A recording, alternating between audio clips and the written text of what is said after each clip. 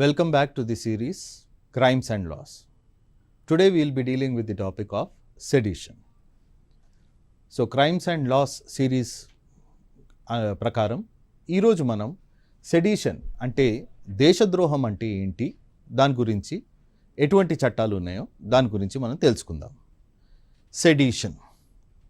Sedition in common language means incitement of offence against the state, going against the state or making your representations or any kind of signs etc against the state or inciting the public. So దేశద్రోహం అనేది ఏదైతే ఉందో చట్టం, దాంట్లో మనం ప్రత్యేకంగా చూసినట్లయితే ఏదైతే గవర్నమెంట్ ఏదైతే ఉంటుందో, ప్రజాస్వామ్యబద్ధంగా ఏదైతే ఎన్నుకోబడిన గవర్నమెంట్ ఉంటుందో దాన్ని కూల్చివేయడానికి ఏవైతే చేస్తారో వాళ్ళు చర్యలు, అది స్పీచెస్ కానివ్వండి, డ్రాయింగ్స్ కానివ్వండి, పేపర్ పాంఫ్లెట్స్, సోషల్ మీడియాలో కానివ్వండి, ఇవన్నీ సెడిషన్ అంటే దేశద్రోహం అనే పరిధిలోకి వస్తాయి.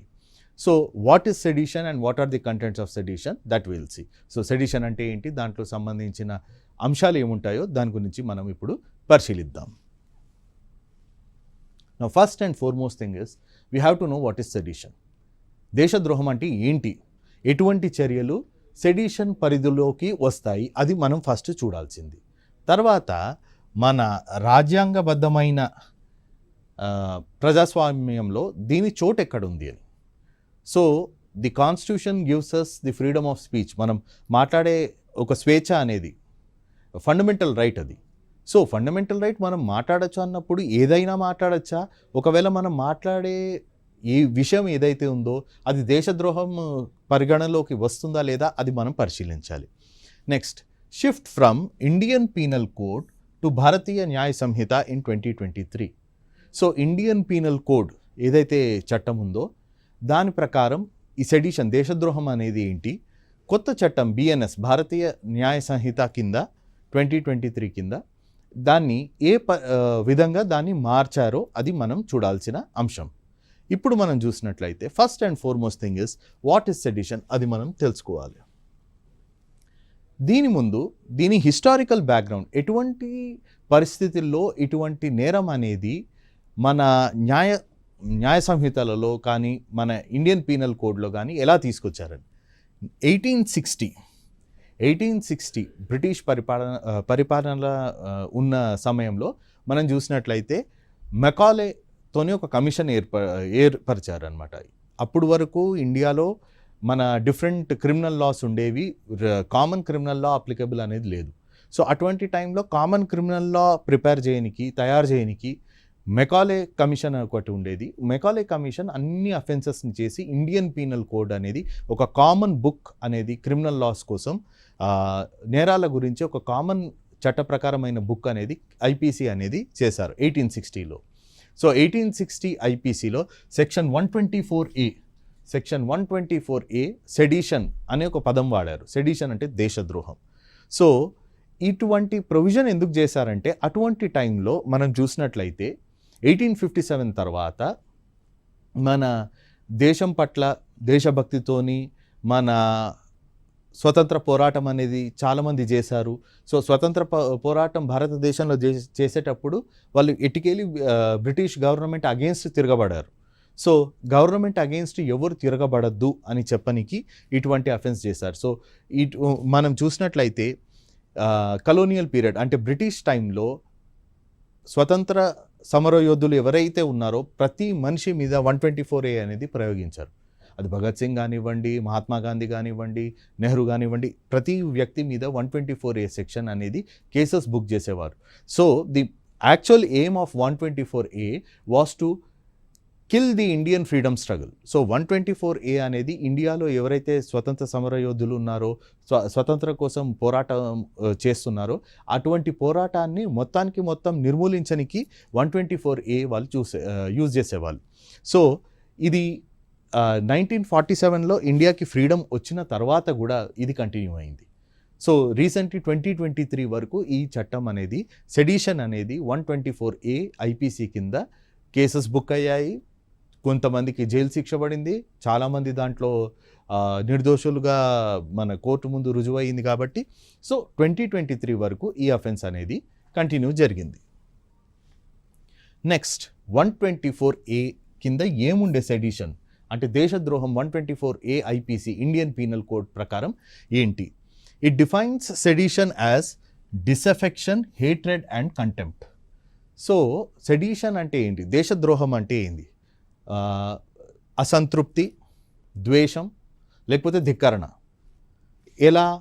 వర్డ్స్, మనం మాట్లాడిన పదాలు కానివ్వండి, మనం రాసిన పదాలు కానివ్వండి, సైన్స్ అంటే ఏదైనా సింబల్స్, భారతదేశపు చిత్రపటంని కత్తితోని పొడుస్తున్నట్టు, గన్నుతోని ఫైర్ చేస్తున్నట్టు ఇటువంటి కొన్ని విజువల్స్ ఉంటాయి, వివాదాస్పదమైన విజువల్స్ ఉంటాయి, అటువంటివి.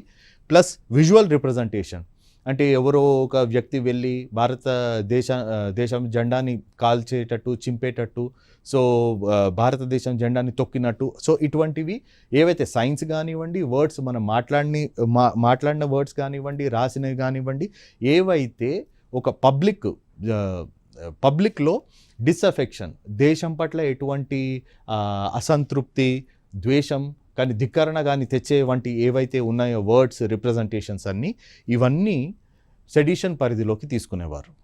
సో ఎవరన్నా స్పీచ్ వచ్చి పబ్లిక్ ఫోరంలో స్పీచ్ ఇవ్వడం కానీ, దేశము అగెయిన్స్ట్, ఇటువంటి దేశము మనకు అవసరమా, ఇటువంటి గవర్నమెంట్ ప్రభుత్వం మనకు అవసరమా, దీన్ని ఎట్టికేలి తీసేయాలి, ఇటువంటి దించేయాలి, వాళ్ళ తలలు దించేయాలి, ఇటువంటి వివాదాస్పదమైన ఏవైతే కామెంట్స్ చేస్తారో అవి సెడిషన్, దేశద్రోహం పరిధిలోకి వెళ్తాయి.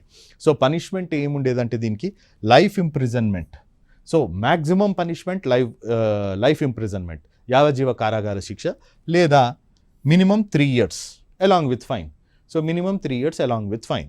సో సెడిషన్, దేశద్రోహం అంటే మన వర్డ్స్ త్రూ, ఏమైనా signs through, representation, videos through, reels కానివ్వండి, ఏమైనా కానివ్వండి, దీనివల్ల అయితే డిసఫెక్షన్, అసంతృప్తి, హేట్రెడ్, ద్వేషం, కంటెంప్ట్, ధిక్కరణ, ఒక గవర్నమెంట్ అగేన్స్ట్ తీసుకురావాలని చూస్తారో దీని త్రూ, సో అది సెడిషన్, దేశద్రోహం పరిధిలోకి తీసుకోబడును.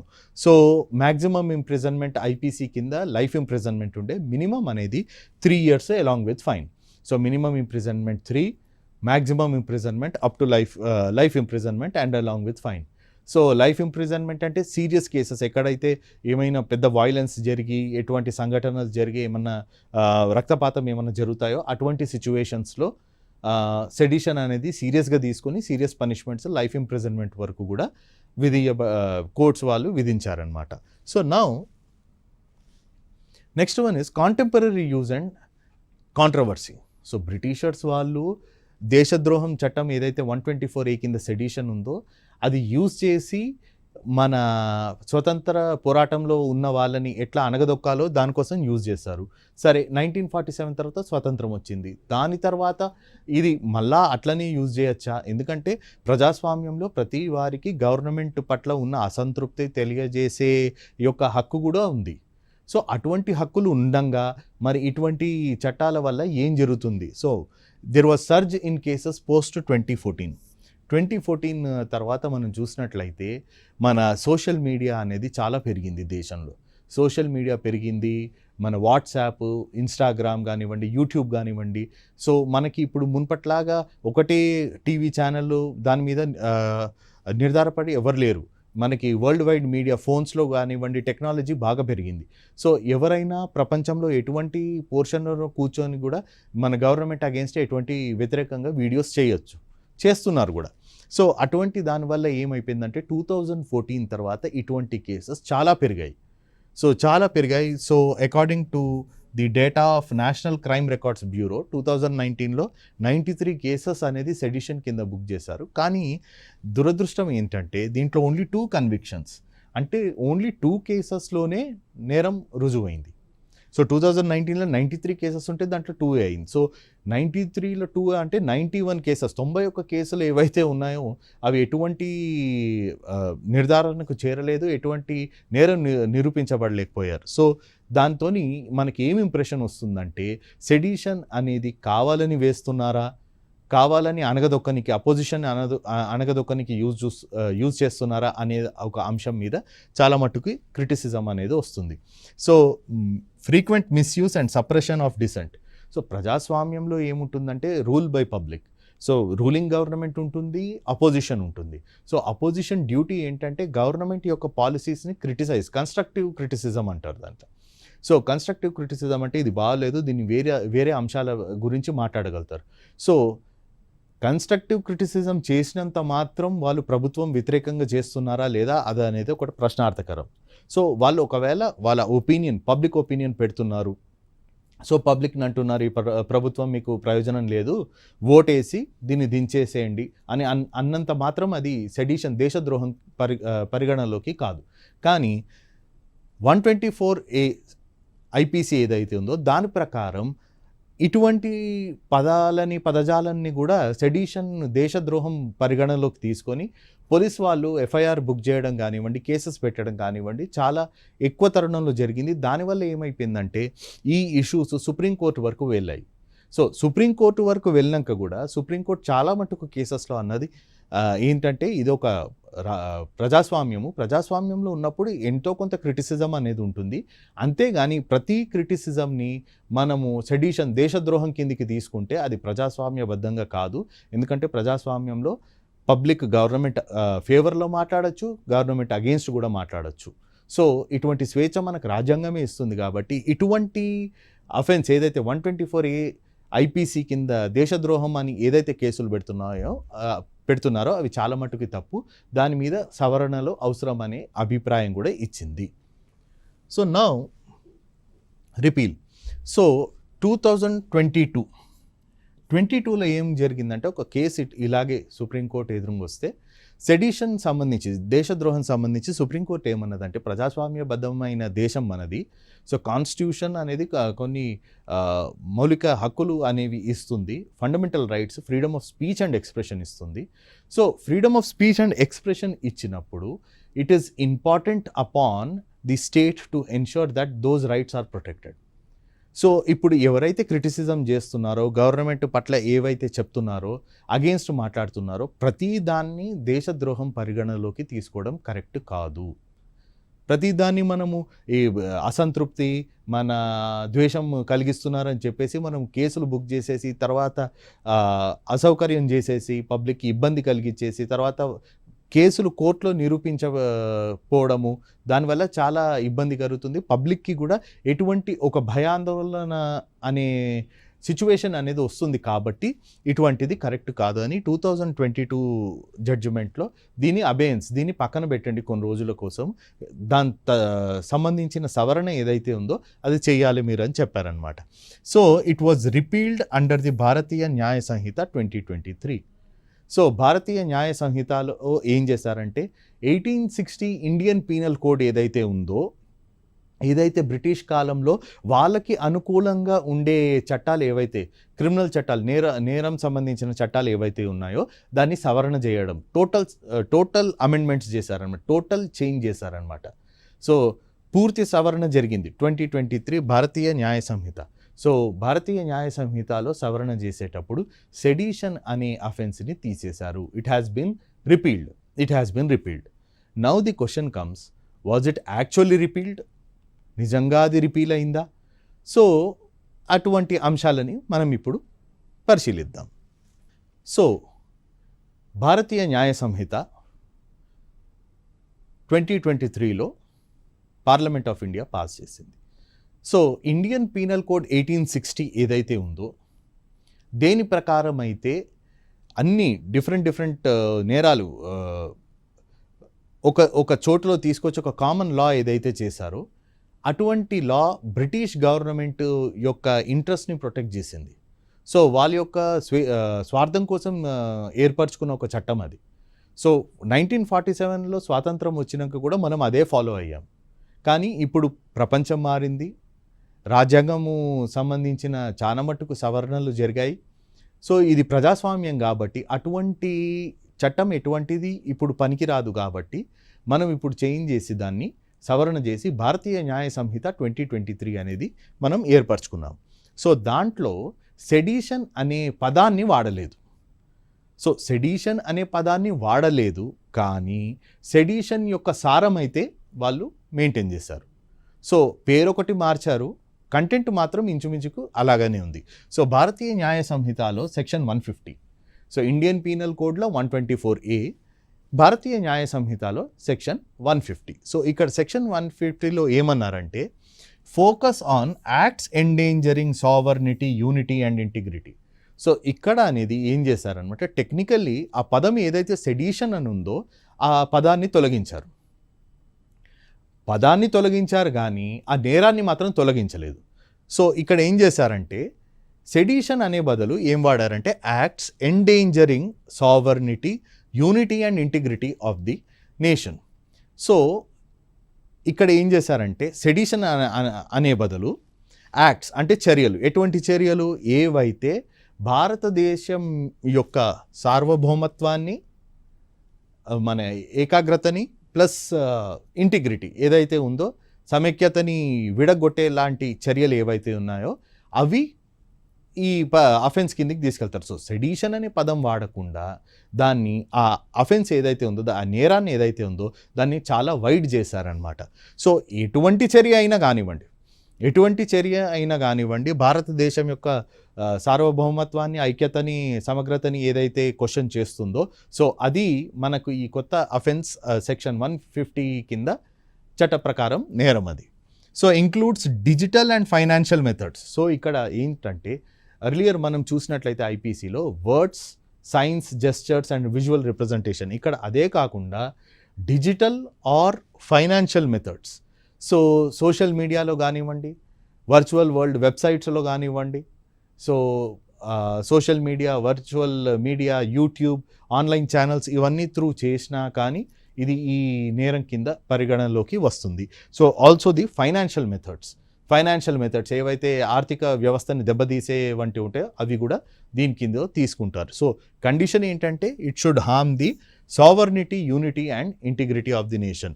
సో సార్వభౌమత్వం, ఐక్యత ఇంకా సమగ్రతని ఏవైతే కించుపరిచేటట్టు చర్యలు ఉంటాయో అవి 150 భారతీయ న్యాయ సంహిత 2023 కింద అవి చట్ట ప్రకారం నేరం. సో పనిష్మెంట్ ఏంటంటే ఇక్కడ లైఫ్, మ్యాక్సిమం ఐపీసీ లాగానే ఇక్కడ లైఫ్ ఉంది. మినిమం ఏంటంటే ఇక్కడ 7 years, minimum 7 years. So IPC కింద మినిమం 3 years ఉండేది, ఇక్కడ మినిమం 7 years ఉంది. ఎందుకంటే ఇక్కడ ఫీల్డ్ అనేది ఏదైతే ఉందో, దీని అప్లికేషన్ ఏదైతే ఉందో వైడ్ చేశారు కాబట్టి minimum 7, maximum up to life along with the fine. Next మనం చూడాల్సింది ఇక్కడ కంపారిటివ్ స్టడీ. ఎలా బిఎన్ఎస్ ఐపీసీ కంటే డిఫరెంట్ ఉంది when it comes to sedition, దేశద్రోహం. సో ఐపీసీ 124A కింద ఓపెన్గా సెడిషన్ అని పదం వాడారు. సో బిఎన్ఎస్ కింద 150 కింద ఆ పదం అనేది వాడలేదు, సెడిషన్ అనే పదాన్ని తొలగించారు. సో ఇక్కడ డిసఫెక్షన్ అగేన్స్ట్ ది గవర్నమెంట్ అంటే న్యాయపరంగా ఏదైతే ఎన్నుకోబడిన గవర్నమెంట్ ఉంటుందో, ప్రభుత్వం ఉంటుందో దాని పట్ల ఎటువంటి అసంతృప్తి చేసే చర్యలు ఉంటాయో అవి మనకి సెడిషన్ కింద, దేశద్రోహం కింద పరిగణనలోకి తీసుకుంటారు. So it includes verbal or written acts. So ఓరల్గా మనం చేసిన చర్యలు, స్పీచెస్ కానివ్వండి, ఓపెన్గా మనము మైక్లో రికార్డింగ్ చేసి చేయడం కానివ్వండి, అవి దేశద్రోహం వస్తుంది. లేకపోతే రిటర్న్ యాక్ట్స్, మనం ఎక్కడన్నా పేపర్లో రాయడం కానివ్వండి, పాంఫ్లెట్స్ చేయడం కానివ్వండి, సో ఇటువంటి చర్యలు మనకి దేశద్రోహం పరిగణలోకి తీసుకుంటారు. సో 150 బిఎన్ఎస్ కింద ఏం జరిగిందంటే థ్రెట్స్ టు సావర్నిటీ. సో ఇక్కడ సెడిషన్ అనే పదం వాడకుండా వైడ్ ఇంప్లికేషన్స్ ఇచ్చారు. So earlier against the government అని ఉండేది, ఇక్కడ గవర్నమెంట్ కాదు, భారతదేశం యొక్క సార్వభౌమత్వాన్ని. సో ఇక్కడ మనం చూసినట్లయితే మన కంట్రీకి అప్లై అయ్యేది గవర్నమెంట్. ఐపీసీ 124A అంటే ఓన్లీ గవర్నమెంట్ పట్ల చేస్తే చాలు. మన ఇక్కడ బిఎన్ఎస్ 150 అంటే సావర్నిటీ, ఎటువంటి చర్య గవర్నమెంట్ అగేన్స్ట్ కాకపోయినా కానీ డిఫెన్స్ ఫోర్సెస్ కానివ్వండి, మన సైన్య బలగాలు కానివ్వండి, దాని అగేన్స్ట్ ఏదైనా మాట్లాడినా కానీ it is attacking the sovereignty, భారతదేశం సార్వభౌమత్వం గురించి చేస్తున్నారు. ఫర్ ఎగ్జాంపుల్ మనం భారతదేశం యొక్క మ్యాప్, ఒక చిత్రపటం ఉంది. సో ఆ మ్యాప్లో కాశ్మీర్ మన భాగం కాకుండా, అరుణాచల్ మన భాగం కాకుండా చాలా మటుకు ఇంటర్నెట్లో మనం చూస్తుంటాం. తెలిసి తెలియకుండా కొందరు చూపిస్తారు. సో తెలిసి తెలియకుండా చేసినప్పుడు అది ఏం చేయకపోవచ్చు, కానీ కావాలని భారతదేశం చిత్రపటం అటువంటిది చూపిస్తే ఇది భారతదేశం యొక్క సార్వభౌమత్వాన్ని కించపరిచినట్టు అవుతుంది. సో అది బిఎన్ఎస్ సెక్షన్ 150 కింద పరిగణలోకి తీసుకొని అది అఫెన్స్ లాగా చేస్తారు. సో ఇక్కడ అదే కాకుండా digital or financial means. So digital ఇది వర్డ్సే కాకుండా digital, so through social media కానివ్వండి, ఇటువంటి మ్యాప్స్ సర్క్యులేట్ చేయడము, సో యూట్యూబ్ ఛానళ్ళల్లో పాడ్కాస్ట్ చేయడం, సో ఇవి ఇటువంటి దాంట్లోకి వస్తాయి. సో ఫైనాన్షియల్ మెథడ్స్ ఏంటంటే భారతదేశ ఆర్థిక వ్యవస్థని కించపరిచేటట్టు, దెబ్బతీసేటట్టు ఎటువంటి చర్యలు చేయడం, బ్లాక్ మనీ చేయడము, బ్లాక్ మనీ ట్రాన్సాక్షన్స్ చేయడము ఆన్లైన్లో. సో దానివల్ల ఏంటంటే కంట్రీ యొక్క సార్వభౌమత్వాన్ని ఎటువంటి పద్ధతిలో మనం కించపరిచినట్లయితే చాలు సెక్షన్ 150 BNS కింద తన మీద కేసు బుక్ అవుతుంది. సో ఇక్కడ దేశద్రోహం అనే పదం వాడరు, కానీ సారం అయితే దేశద్రోహమే. సో పదంని తొలగించినంత మాత్రం సారం మాత్రం మారలేదు, అది ఉంది. కానీ ఏంటంటే ఏదైతే సారం అయితే ఉందో అది ఇంకా వైడ్ తీసుకున్నారు. దాన్ని నేరోగా 124A కింద నేరోగా ఉండే నేరాన్ని 150 BNS కింద చాలా వైడ్గా తీసుకున్నారు. Next concerns. సో దీనికి సంబంధించి కొన్ని విషయాలు, అంశాలు అనేవి కొంచెం వివాదాస్పదంగా కూడా జరిగాయి. So is BNS section 150 rebranded sedition? So చాలామంది ఏమంటున్నారంటే 150 BNS కింద ఏం చేయలేదు, సెడిషన్ అనే పదం ఒకటి తొలగించారు, కానీ అఫెన్స్ మాత్రం సారాంశం ఏదైతే ఉందో 124A దాన్ని అలాగే పెట్టారు BNS కింద అని. అదొక ఇంపార్టెంట్ అంశం. Ambiguity remains. దేన్ని పరిగణలోకి, అంబిగ్విటీ అంటే క్లారిటీ లేకపోవడం, దేన్ని పరిగణలోకి తీసుకోవాలి, దేన్ని పరిగణలోకి తీసుకోవద్దు. సో ఇటువంటి అంశం మీద ఎక్కడ క్లారిటీ లేదు. ఫర్ ఎగ్జాంపుల్ మనం తీసుకున్నట్టయితే ఒక అతను పబ్లిక్ మీడియాలో వచ్చేసి సైన్య దళాల ఒక బిహేవియర్ సంబంధించి ఏదో ఒక కామెంట్ చేశాడు. సో ఆ కామెంట్ అంత డ్యామేజింగ్ కాదు కాబట్టి తన మీద ఏం కేసు బుక్ చేయలేదు. So at the same time ఒక లీడర్ వచ్చేసి సైన్య దళాల గురించి ఏదో మాట్లాడారు.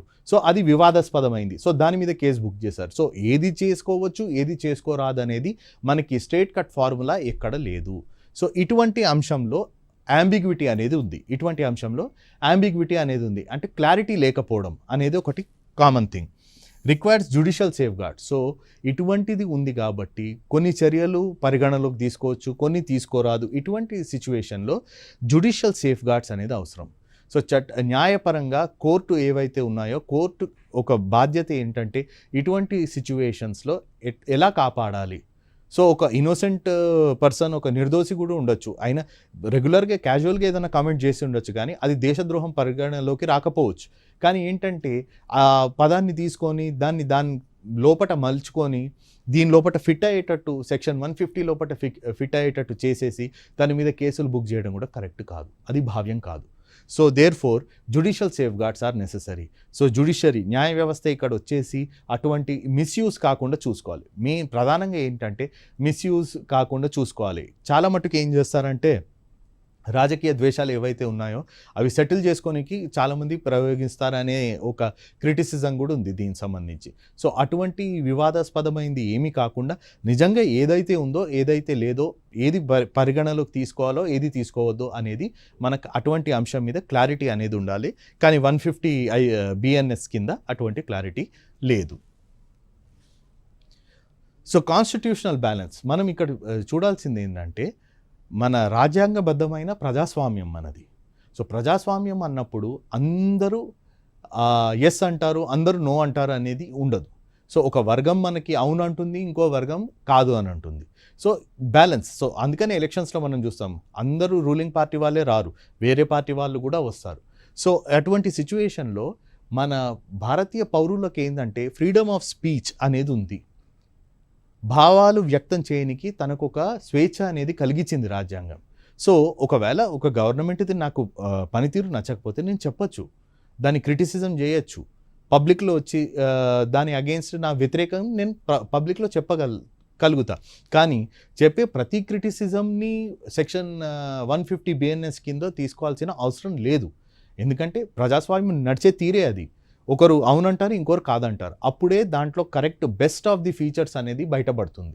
సో అటువంటి తరుణంలో అపోజిషనే లేకుండా చేయడము, సో అపోజిషన్ మాట్లాడే ప్రతి అంశాన్ని మనకి BNS 150 కింద తీసుకోవడం అనేది కుదరదు. అది మన రాజ్యాంగబద్ధమైన ఏదైతే ప్రజాస్వామ్యం ఉందో దాని యొక్క తీరు కానే కాదు.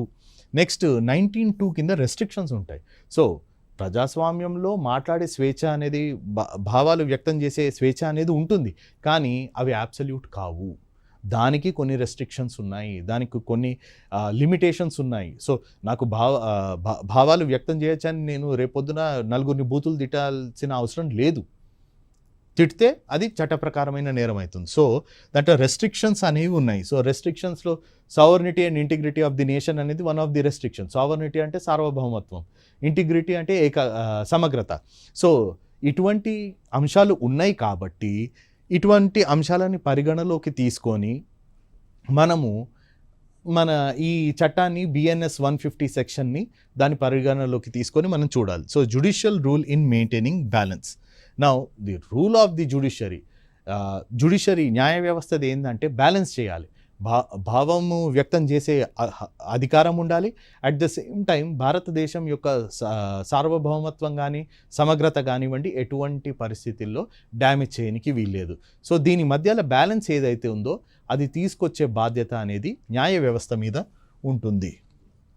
సో మనం ఇక్కడ చూసినట్లయితే it is shift from colonial control to security safeguard. Colonial control to security safeguard. మనం చూసినట్లయితే 1860లో ఏదైతే భారతదేశం యొక్క స్వాతంత్ర సమర యుద్ధం ఉందో దాన్ని అణిచివేత కోసం ఏదైతే చేసిన దేశద్రోహం ఉందో అది ఎలా మనం మలుచుకున్నాము 2023లో అది మనం చూడాలి. సేఫ్ గార్డ్ ఏంటంటే ఇక్కడ మనము ఎవరిని అనగదొక్కడం లేదు, కానీ అట్ ద సేమ్ టైం మన దేశం యొక్క సార్వభౌమత్వాన్ని సమగ్రతని పరిరక్షించే బాధ్యత అనేది ప్రభుత్వానికి ఉంది కాబట్టి అది ఇంకా సెక్షన్ 150 కింద పెట్టారు. Next, need for clarity and constitutional checks. So there is a need to ensure constitutional clarity and constitutional checks. So దీనికి సంబంధించి మనకు క్లారిటీ ఉండాలి. ఎటువంటి అఫెన్స్ ఆర్ ఎటువంటి చర్యల్ని తీసుకోవచ్చు పరిగణలోకి, ఎటువంటివి తీసుకోవద్దు. సో అటువంటి సేఫ్ గార్డ్ అనేది ఉండాలి. Next, judiciary role. ఇటువంటి సిచ్యువేషన్లోనే జ్యుడిషియరీ రోల్ అనేది చాలా ఇంపార్టెంట్, క్రూషల్ అవుతుంది. ఎందుకంటే చాలా మట్టుకి ఇటువంటి BNS 150 ఇవన్నీ దానికి ఆస్కారం ఉంది, మిస్యూజ్ చేసే ఆస్కారాలు చాలా ఉన్నాయి. సో మిస్యూజ్ చేసే ఆస్కారాలు ఉన్నాయి కాబట్టి ఇటువంటి సిచ్యువేషన్లో చాలా క్రూషియల్గా జ్యుడిషియరీ తటస్థంగా ఉండేసి ఎటువంటి సైడ్ని ఫేవర్ చేయకుండా గవర్నమెంట్ కానివ్వండి పార్టీస్ని కానివ్వండి. సో ఇక్కడ ఫండమెంటల్ రైట్స్ ఏవైతే మౌలిక హక్కులు ఉన్నాయో, ప్రధాన హక్కులు ఉన్నాయో అవి plus the interest of the state రెండింటిని బ్యాలెన్స్ చేసే పవర్ అనేది మనము ఎక్సర్సైజ్ చేయాల్సింది. లేకపోతే రాజ్యాంగబద్ధమైన ప్రజాస్వామ్యానికి ఎటువంటి అర్థము లేదు. So here we have seen how the offense of sedition is defined and how it has changed from sedition to the present day section 150 of BNS. ఇక్కడ మనం ఏం చూసామంటే ఈ లెక్చర్లో ఎలా దేశద్రోహం అనేది 1860 ఇండియన్ పీనల్ కోడ్లో ఉందో దాన్ని ఎలా భారతీయ న్యాయ సంహిత 2023లో మనం అనుకూలంగా మలుపుకున్నామో అనేది మనం చూడాలి. సో ప్రతి గవర్నమెంట్ని అగెయిన్స్ట్ మాట్లాడడం ప్రతి చర్య అనేది దేశద్రోహం పరిగణలోకి రాదు, అట్లాంటి రావకూడదు కూడా. సో కొన్ని చర్యలు ఉన్నాయి ఏదైతే భారతదేశం యొక్క సార్వభౌమత్వాన్ని సమగ్రతని ఛాలెంజ్ చేస్తాయో అటువంటి చర్యలనే సెక్షన్ 150 BNS పరిగణలోకి తీసుకొని దాని మీద చట్టప్రకారమైన చర్యలు తీసుకోవాల్సిందే. So this concludes our lecture on the topic sedition. Thank you.